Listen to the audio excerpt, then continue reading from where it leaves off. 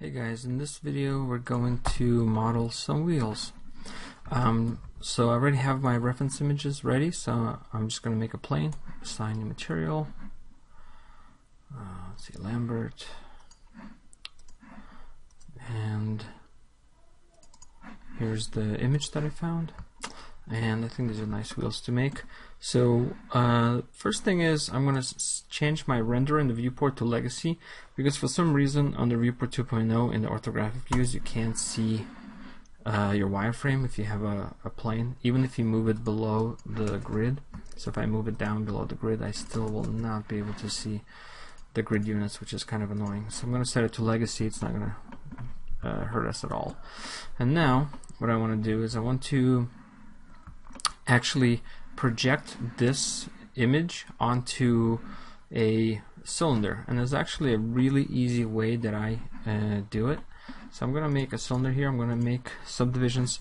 So we have it's a 5-star wheel, so we need subdivisions of 5, so let's do 50.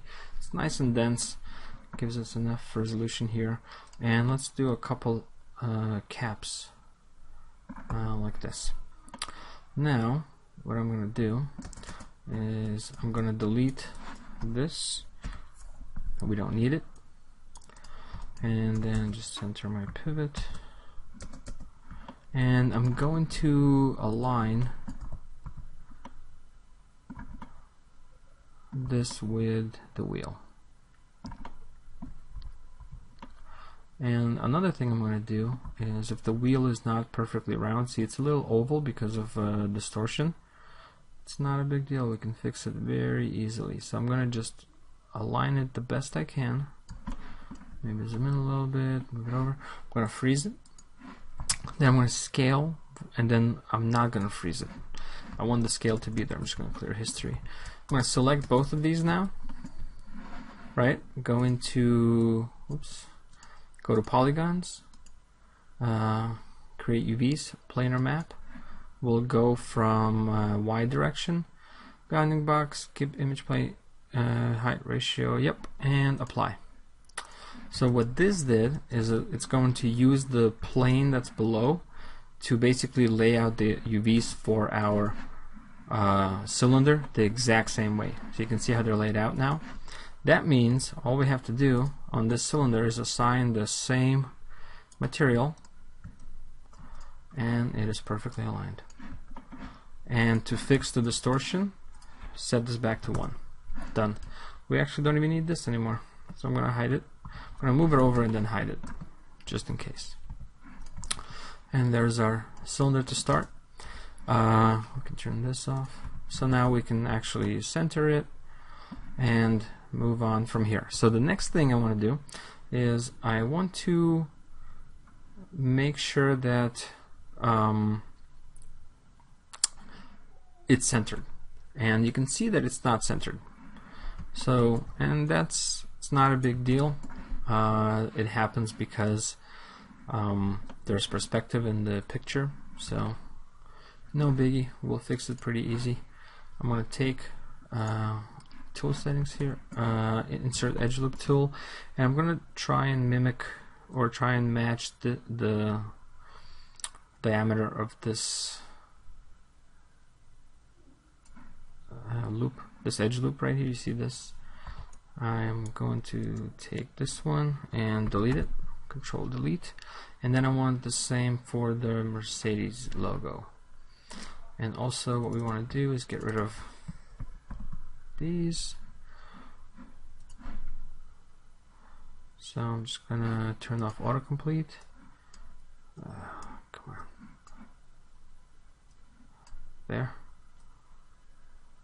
And I'm trying to make the same scale.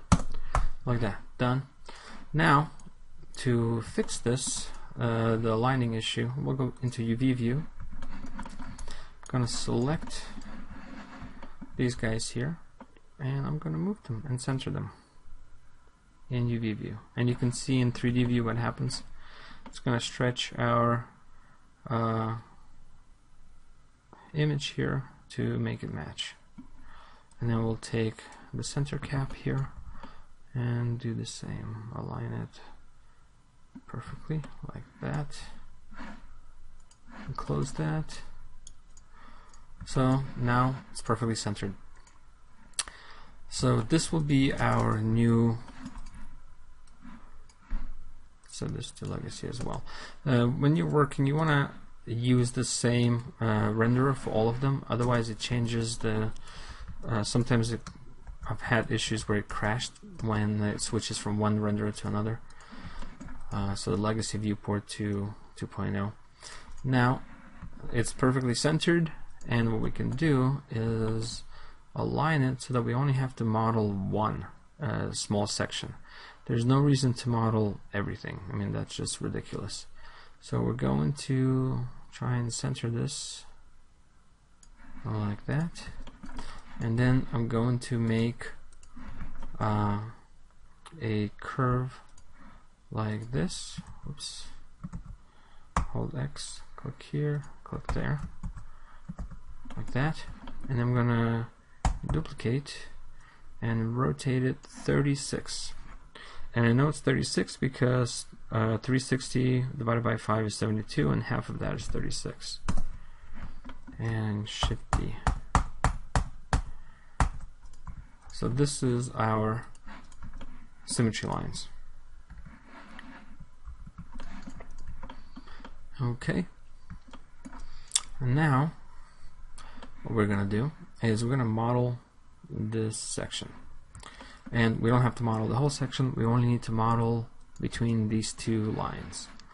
And it's going to be pretty simple. The way I like to do it is I like to use curves, and because that's my favorite thing to do.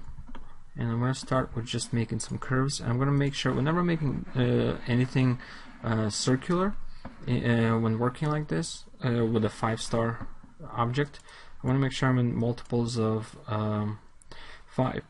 So for this we'll do 20. I think this will be, yep, perfect. So there's one. And do we need something here? Nope. Alright. And now we need just a line, so I'm going to click here and here, like that. And then we'll position it and align it.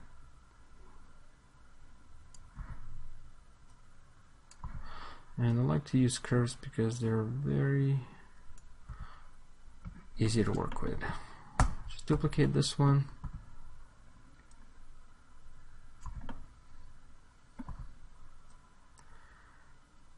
Align that. Okay, I'm going to make a couple more circles. So this one doesn't really matter because this is going to be in a corner, so it doesn't have to be a multiple of 20 or anything like that. And I'm going to select this, make a layer, and just set it to reference.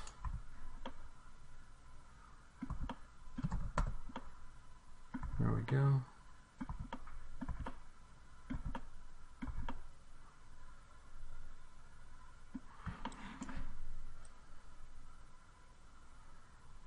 Okay, duplicate, see if this fits there. It does not, so we're just gonna do that.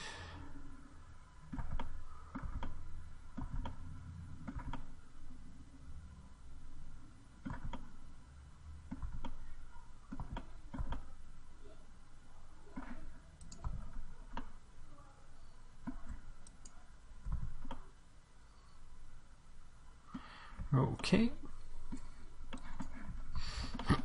That's good.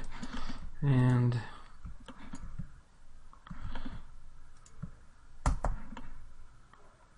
let's do that. One more. And then we'll duplicate these circles here and use them as guides here. Make everything nice and tidy.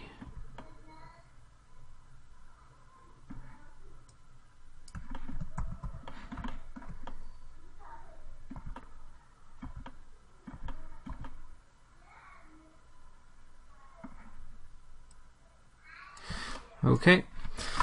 Alright, so the next step is to start trimming these curves. So if we hide this, you can see what it looks like. Doesn't look like much now, so we need to trim it. So I'm going to select the curve here, click curve point, and then click on the curve, left click and drag until I get to the middle of where they meet. And then go into where is it? Edit curves, and click detach. And then on this side, I'm going to do the same thing. Curve point, detach, there. And if you hold shift, you can add another one. And then detach, we can delete this. Let's add another one here. Delete that.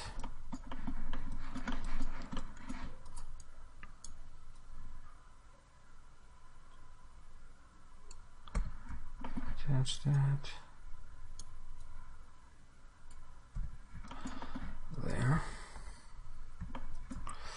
Okay, so here, let's bring this back. We need to see where that line is. So what I'm going to do, I'm going to select this. I'm going to duplicate it, group it.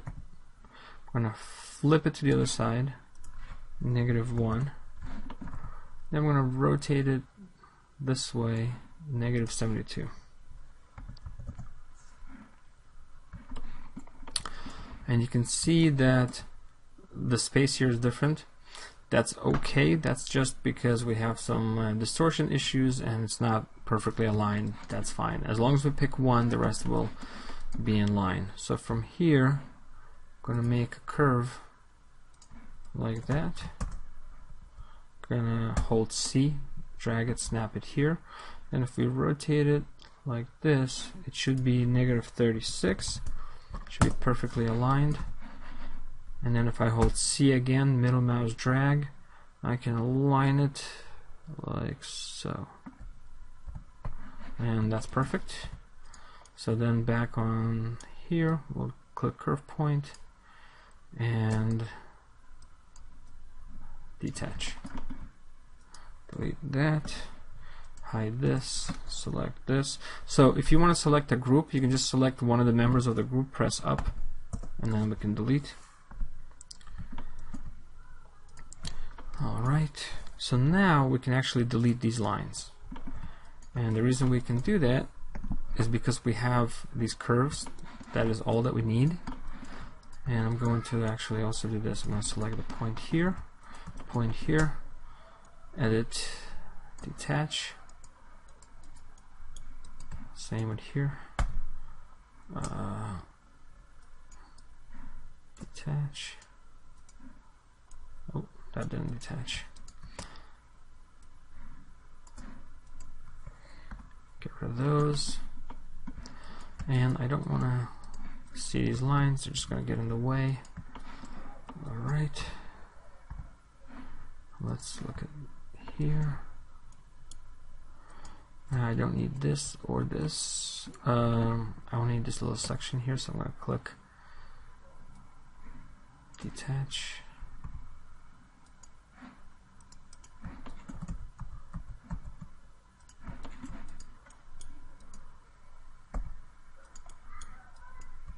Sometimes if you hit 2 points to detach and it disappears, just hit one at a time. And now what I want to do is these curves here.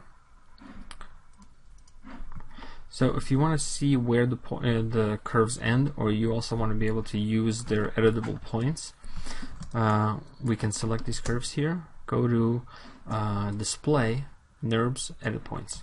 Now we can see the points, we can snap to them. It's very helpful, and you can see what's going on here. So you see this curve is actually fine,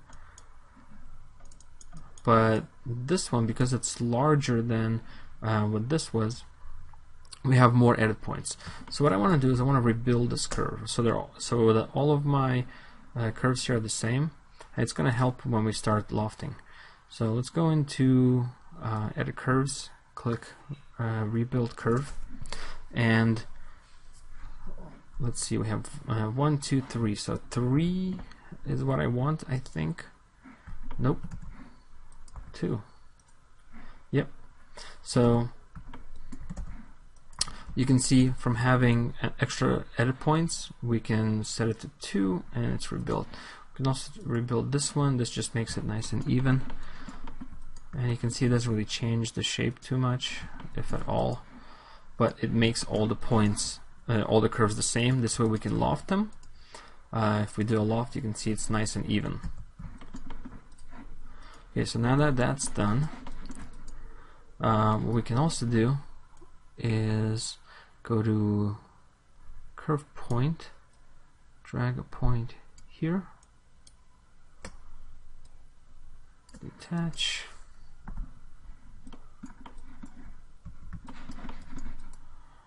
and then that should be fine for now. Now if we go back to curves, I'm going to use the EP curve tool. I'm going to hold V, click here, and while holding V I click here. Then I can click here while still holding V and then click there. Now you can see we have a nice clean connection. So if I select these guys here, I'm going to duplicate, Control G, flip it to the side, set this to -1, just scaling it to the other side, then rotate it 72, -72.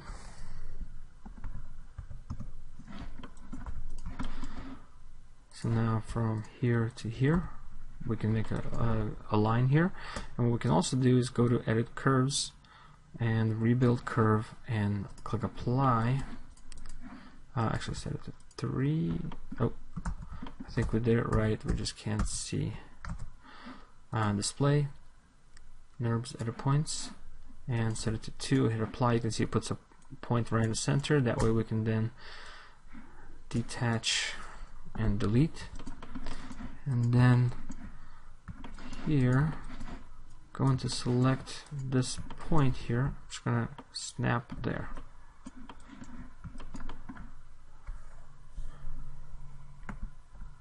Oops. And then press up and delete. Okay, now we have nice clean curves here, and we can also work on this a little bit, but we'll do that in just a little bit.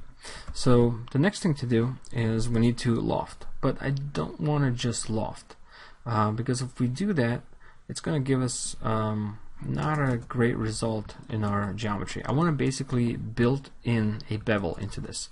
So I'm going to select these curves here like this. Then I'm going to duplicate them and move them up a little bit. I'm going to select these two, go to surfaces, double click the loft.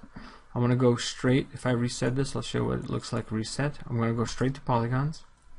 I want quads, general, set it to number of isoparms, and 1 and 1. Then I'm going to hit apply. I'm going to repeat for all the other ones. We're just looking at the pairs going up and down. You can only do it on 2 curves at a time. Okay, and close this out.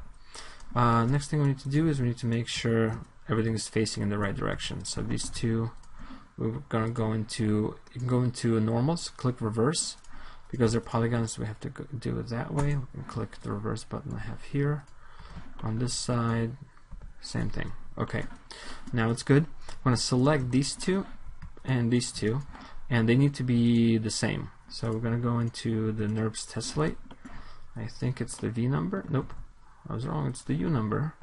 And then we're going to dial this up until we have something that we like. And I think that's enough. Do we need anything here? These two are parallel to each other, so we need to do the same. Nurbs tessellate, and let's see the wireframe. Yeah, that's good. For this, we can also add some divisions. Would be helpful, like that, and they have to be even, the same number. Okay, so that's fine. So now if I select these guys and this, I'm going to combine, merge, soften edge. Let's turn that off. And you can see what that looks like now. So now, clear history. I'm going to duplicate, flip to the side, -1, and rotate it -72.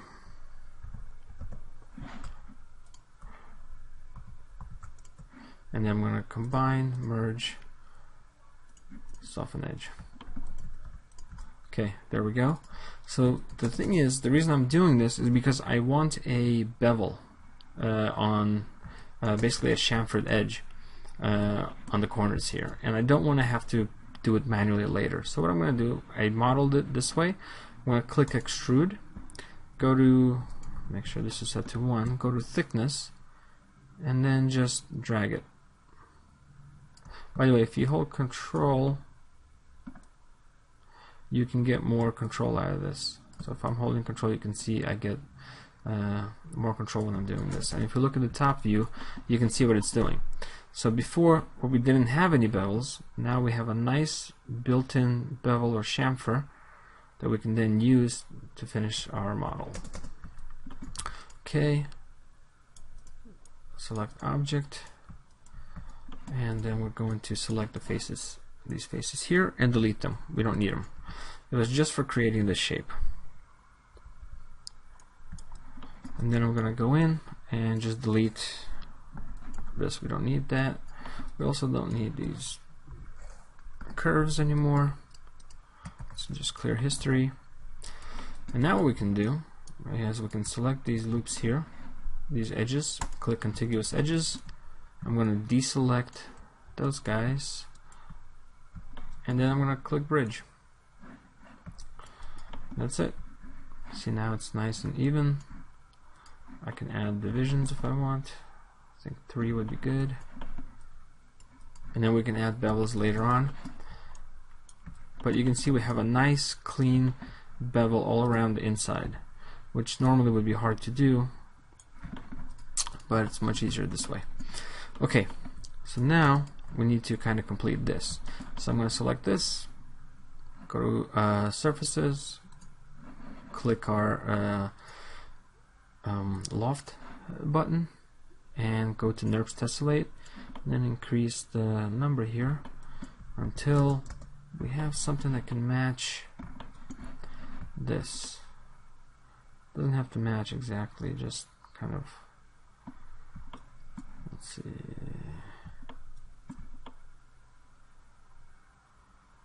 Alright, that should be good. We have 1 in the center, 5, 5.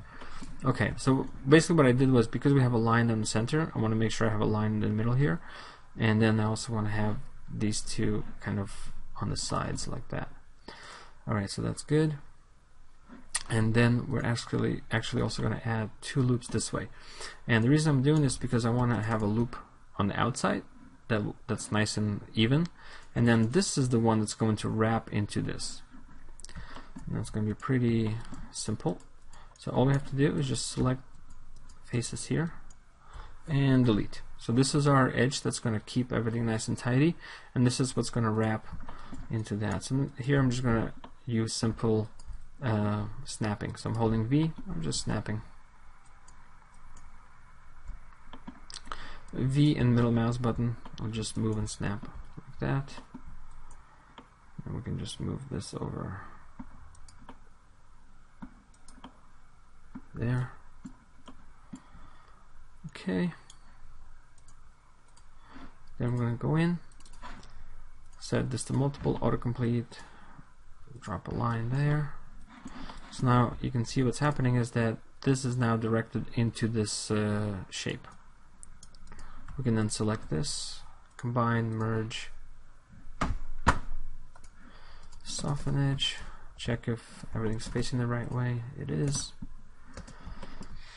Okay, so now to finish this up, we'll just use fill hole, and then we'll try and figure out how to connect this. So the easiest thing to figure out are these connections here, and then let's see, 1, 2, 3.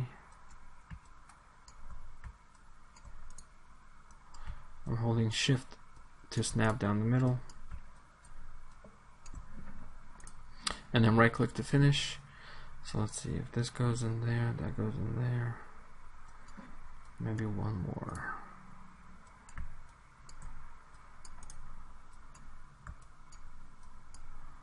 Whoops.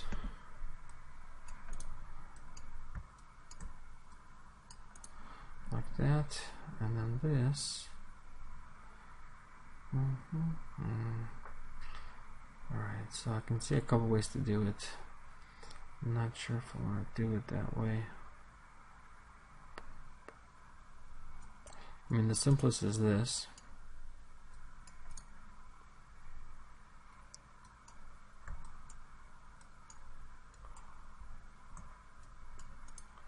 Like that.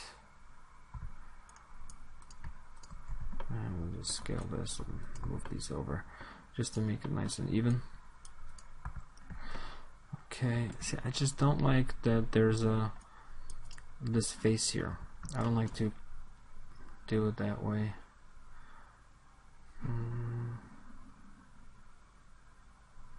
Much rather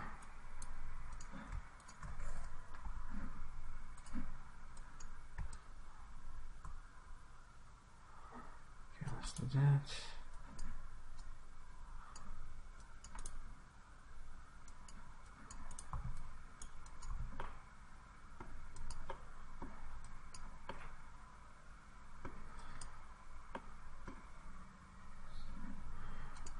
Okay, and then this can go in there.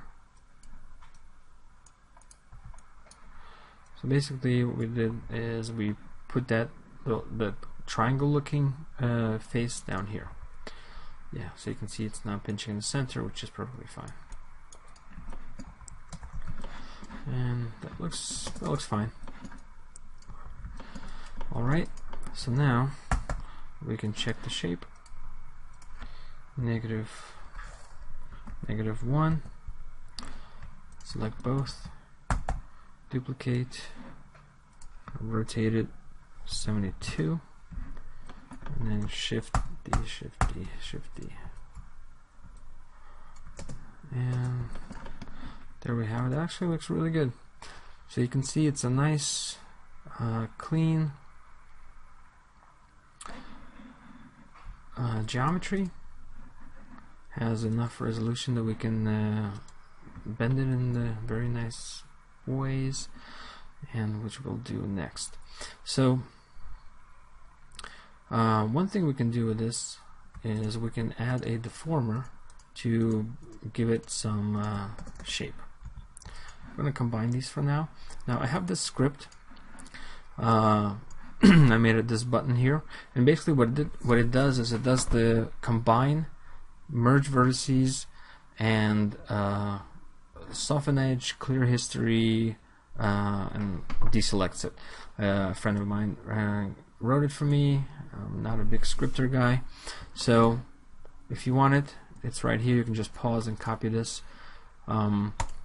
Just mill, and when I click it, it will combine, merge, soften edge, and clean this up for us.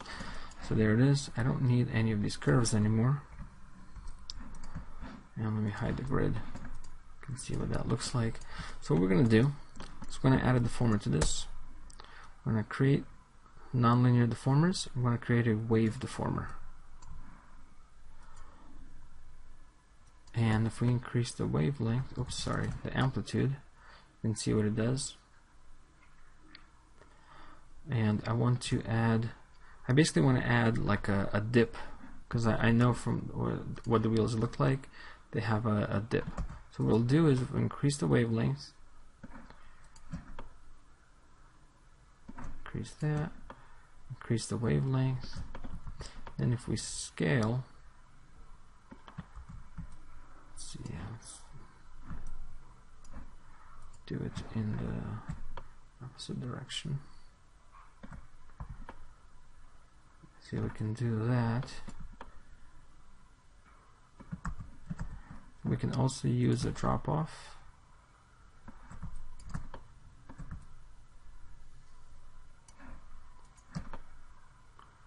There's a drop-off position we can also do.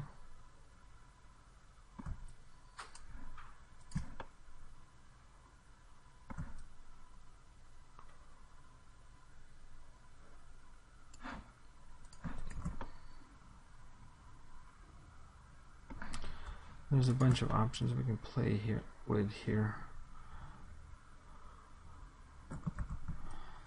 Okay, so I think kind of happy with this. Let's look at it from the side. Maybe it's a little too much, so we'll go into the amplitude, shrink it down, get nice and clean. There. So just a little kind of like a dip. That should be good.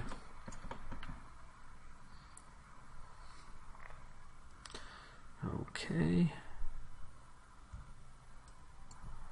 Now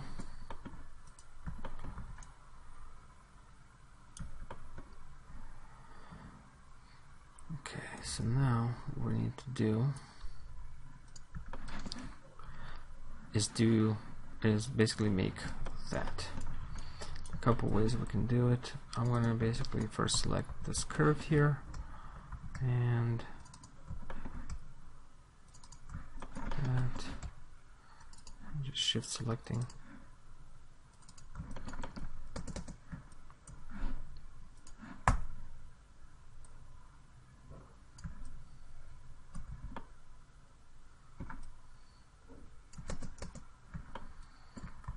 So I'm going to scale, and that's actually giving us exactly what I want. Now we're going to go in like that.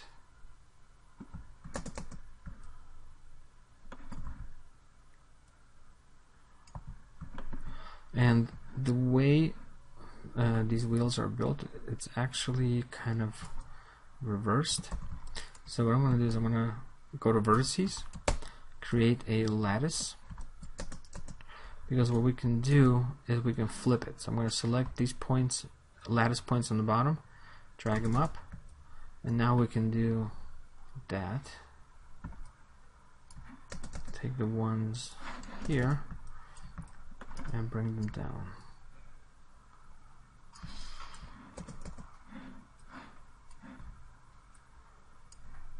There.